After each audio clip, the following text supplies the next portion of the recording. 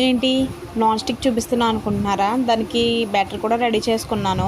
కానీ ఇన్స్టెంట్ రవ్వ దోశ అన్నమాట ఇది. దీంట్లో ఉన్న స్పెషాలిటీ ఏంటంటే ఇన్స్టెంట్గా రవ్వ దోశ అయితే రెడీ చేసేసుకోవచ్చు. చాలా సింపుల్ మెథడ్ అనమాట. నేను కొత్త నాన్ స్టిక్ అయితే తీసుకుని దాని మీద అయితే ట్రై చేశాను.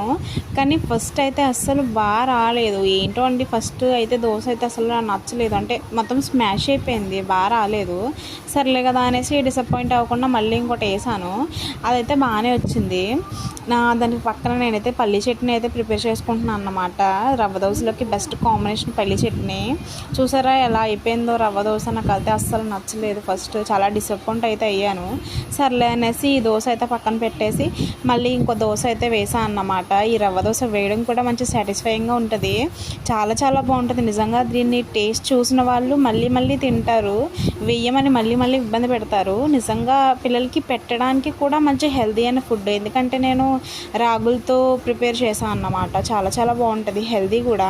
అసలు రవ్వ దోశకి ఎలా ప్రిపేర్ చేసుకోవాలో మీరు కామెంట్ చేయండి. నేనైతే ఫుల్ లెంత్ వీడియో అయితే చేసి పెడతాను. చాలా చాలా సింపుల్. మీరు ఇన్స్టెంట్గా మార్నింగ్ టిఫిన్స్ కోసం వెతుక్కోవాల్సిన అవసరం లేదు. ఇలాంటి మరిన్ని వీడియోస్ కోసం మన ఛానల్ని సబ్స్క్రైబ్ చేసుకోండి. అలాగే లైక్ చేయండి, షేర్ చేయండి. Bye bye, I love you.